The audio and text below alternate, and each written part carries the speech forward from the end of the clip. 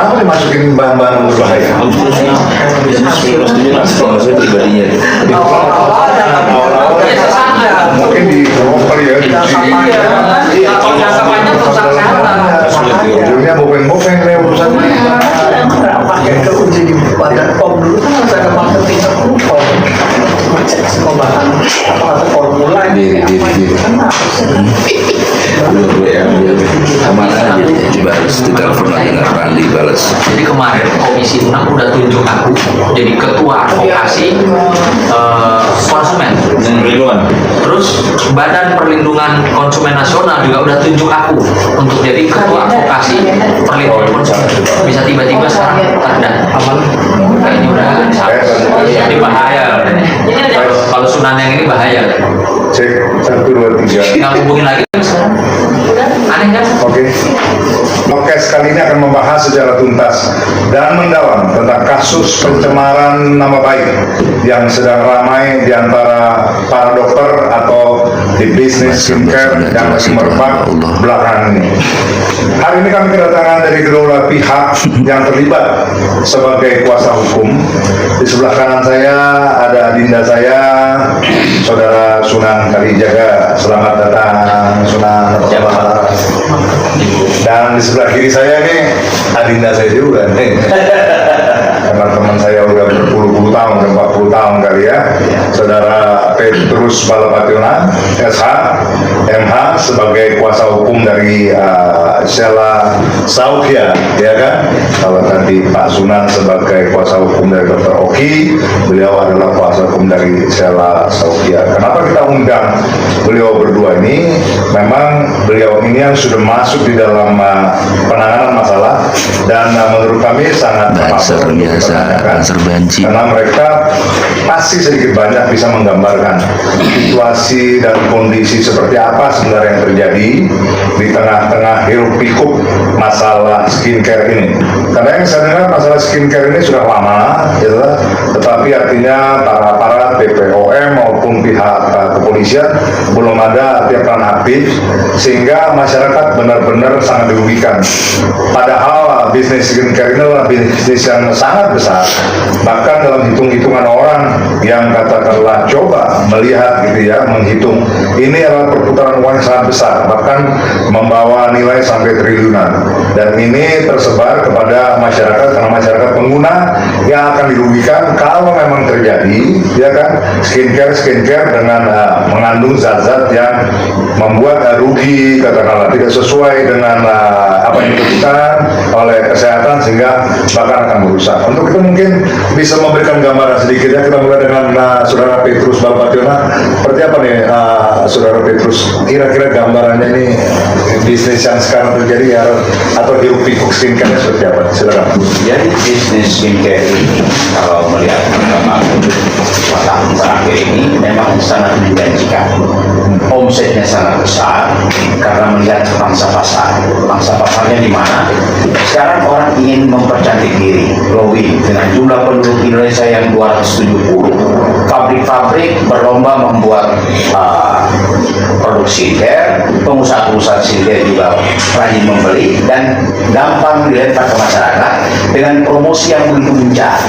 Soal terbukti atau tidak, kualitasnya atau tidak itu kan tergantung pemakainya. Karena ada sebagian masyarakat yang cocok, ada yang tidak cocok yang menimbulkan dampak, misalnya kerusakan pada wajah atau kulit.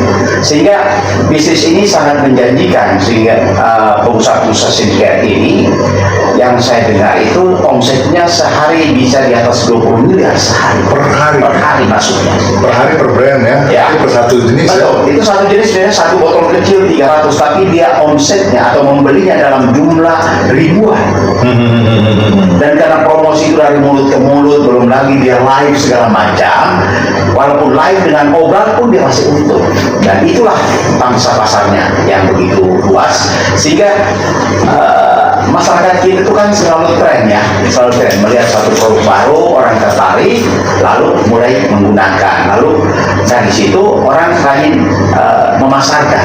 Dan setiap distributor pun mendapat keuntungan, artinya dari harga pengusahanya sekian dinaikin dikit dan penjualannya juga dalam jumlah yang besar, sehingga keuntungan buat pengusahanya, buat distributornya, dan masyarakat pemakainya kan melihat manfaatnya.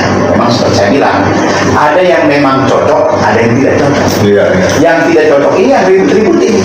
Oke, oke. Nah, sehingga ada orang yang berperan sebagai reviewer.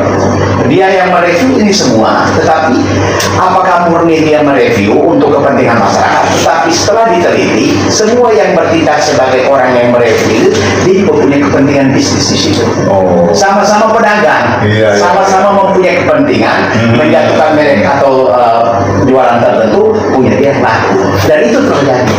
Itu terjadi. Iya, iya.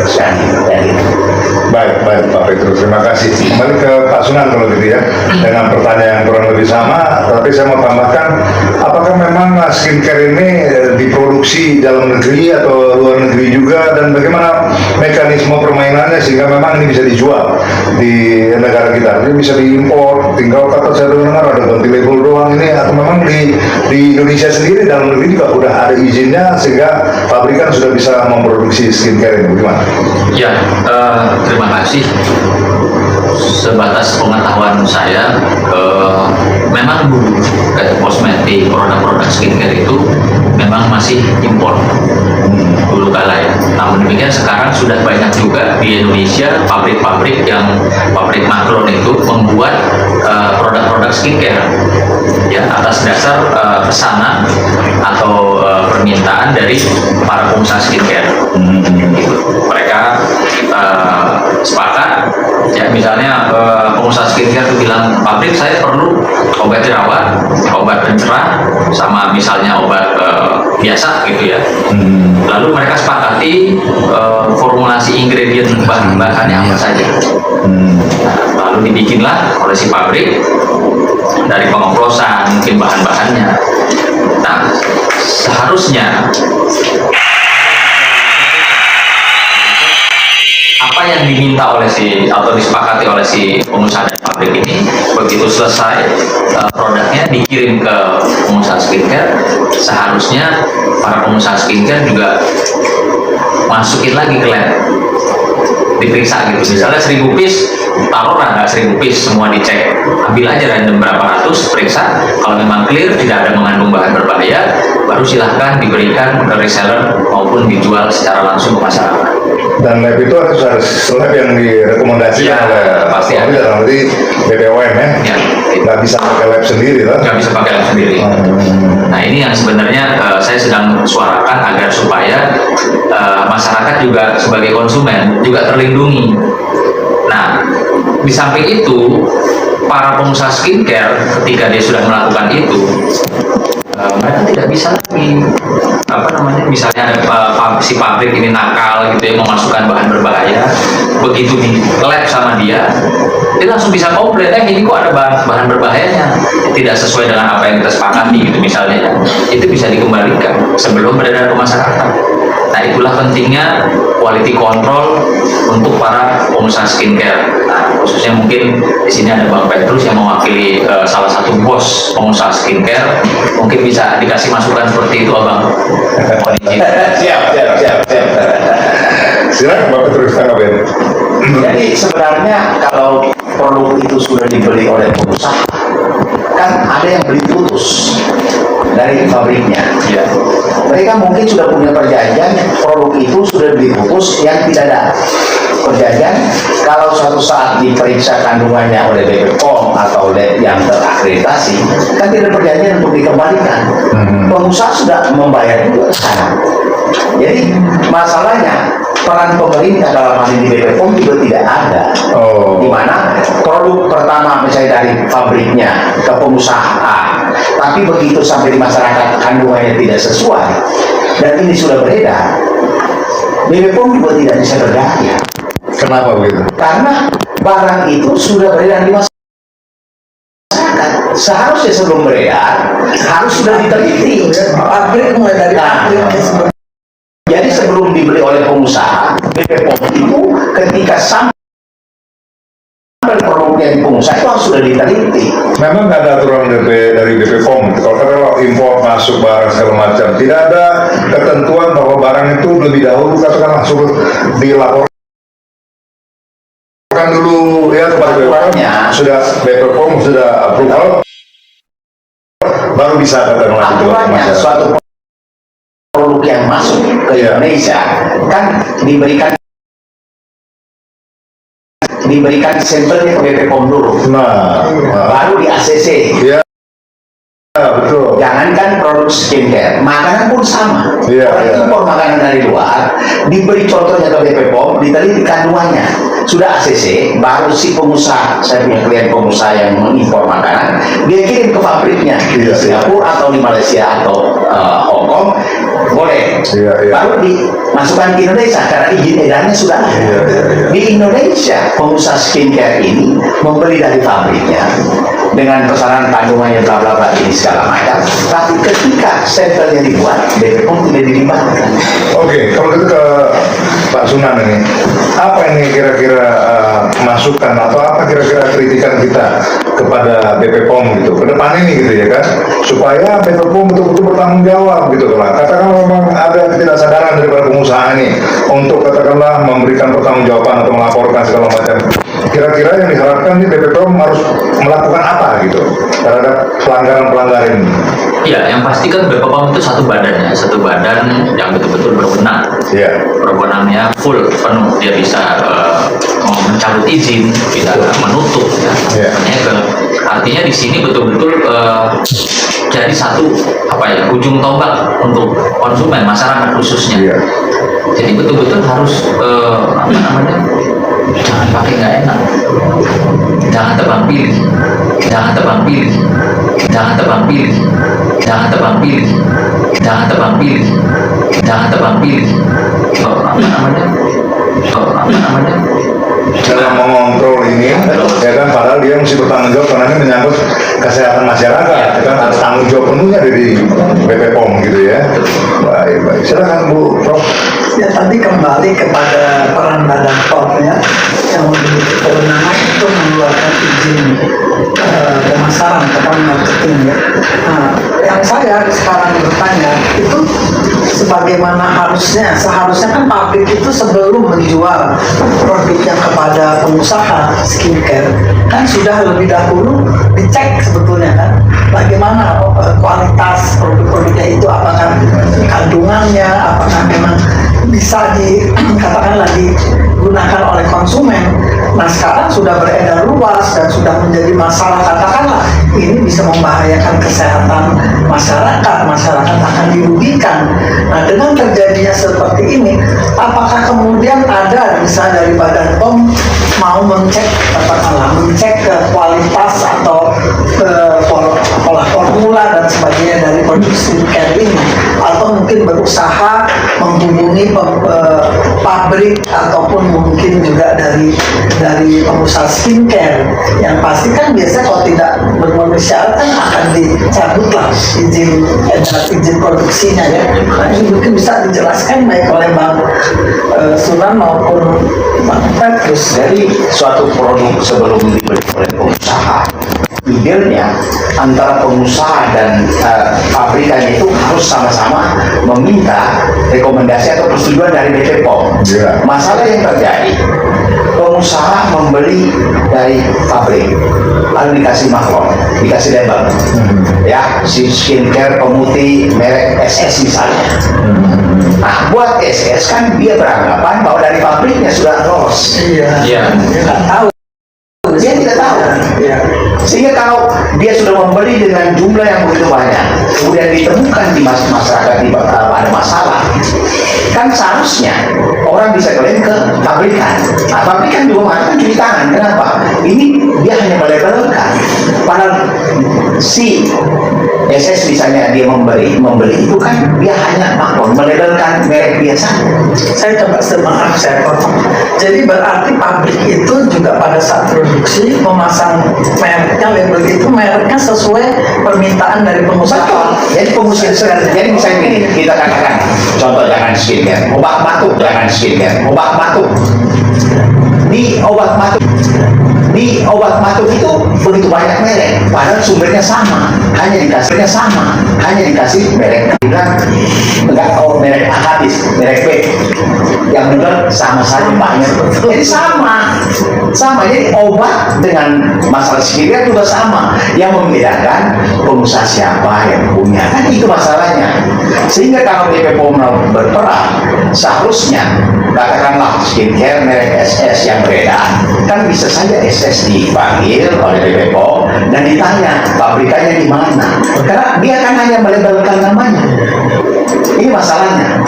Jadi ada pabrik yang dipesan dengan jumlah tertentu, kandungan tertentu, tapi apakah dia pabriknya curang, kan kita tidak tahu.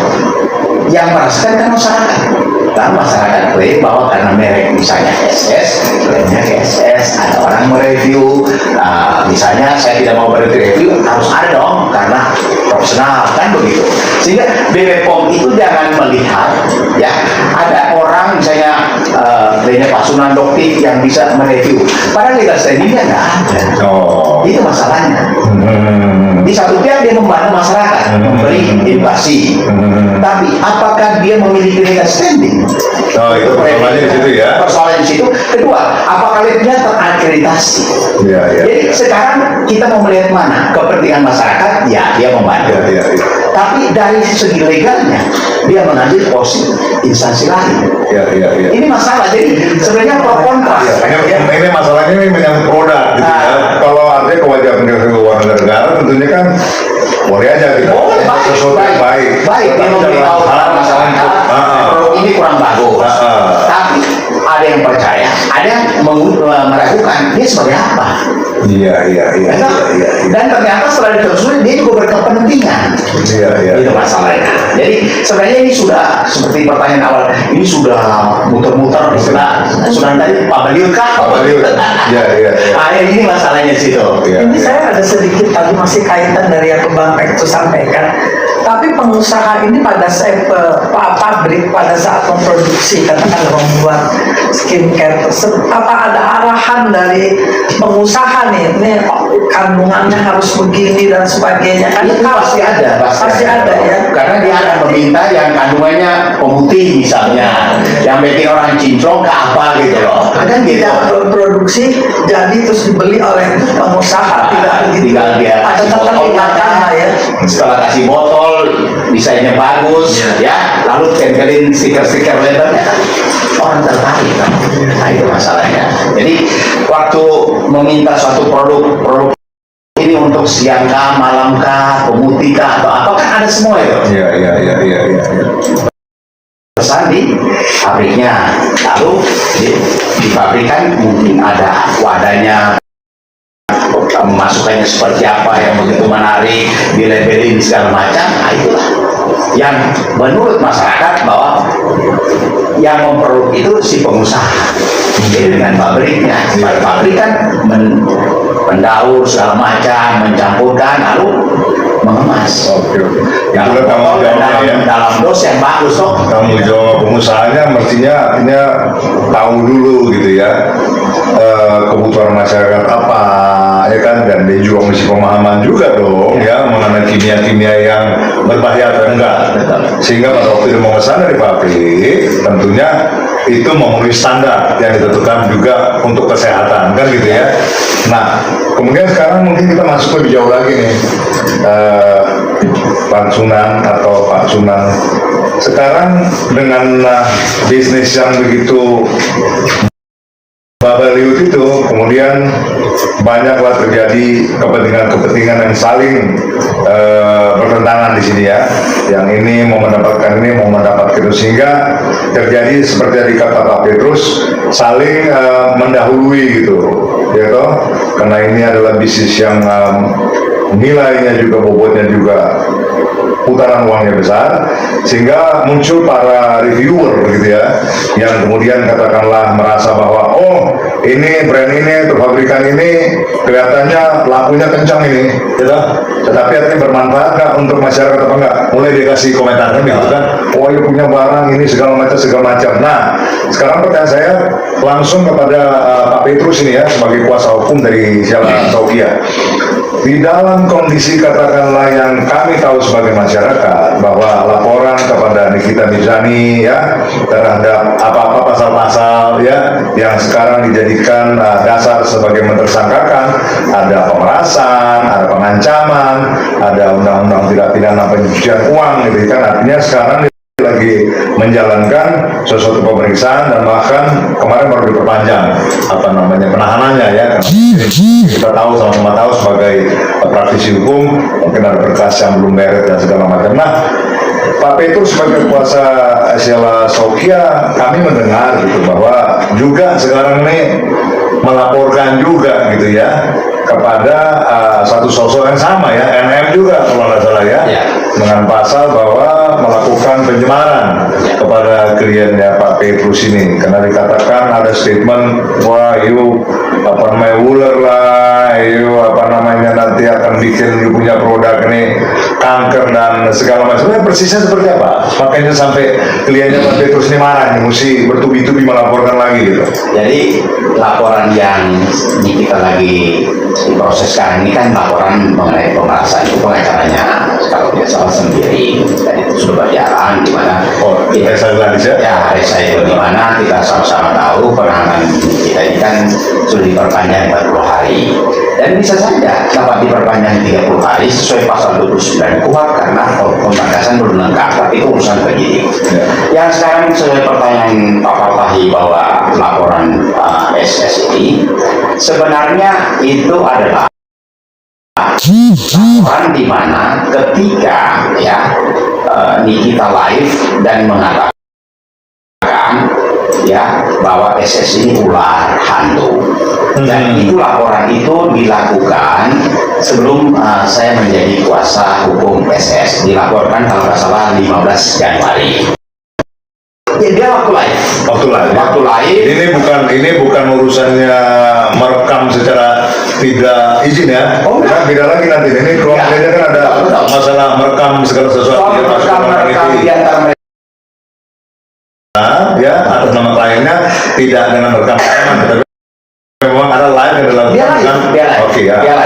Waktu SS live dia mengatakan jangan beli skincare SS ular, SS hantu, dan kalau dipakai akan menimbulkan kanker kulit. Dan itu saya dampingi terakhir kemarin tanggal 20 Maret itu SS diperiksa sebagai pelapor yang melaporkan ucapan-ucapan Nikita. Lalu sekarang saya beredar rekaman lagi antara Nikita dengan suami SS, itu juga ada, ya kan? Dimana pada pokoknya rekaman itu beredar, direkam ya pembicaraan antara Nikita dengan SS dan suaminya itu bulan November 2024. Jadi menurut Pak Petrus ini laporannya mengenai masalah apa? Pelanggaran yang dianggap yang disampaikan Nikita tadi apa nih, pasal-pasal apa? Jadi yang mengenai pernyataan Nikita mengenai SS ular, SS hantu, jangan memakai skincare dari produk SS atau merek SS karena akan menimbulkan kanker. SS tidak terima SS karena dia merasa saya kan manusia pengusaha yang bermartabat, bukan ular, bukan hantu. Yang kedua, dia mengatakan bahwa akan menimbulkan kanker kulit. Dia hanya jawab saja, hanya menjatuhkan, padahal tidak ada suatu bukti, tidak ada satu contoh pengguna yang mengalami itu. Jadi dia tujuannya mengucapkan itu supaya produk SS tidak laku. Dan memang setelah dia live segala macam itu di bulan Januari memang penjualannya menurun. Tapi bukan soal penjualan yang dikeberatan karena hinaan-hinaan itu. Jadi pasal apa yang diambil? Pasal 2747 Undang-Undang IT tentang pencemaran nama baik. Pencemaran nama baik ya. Dan ini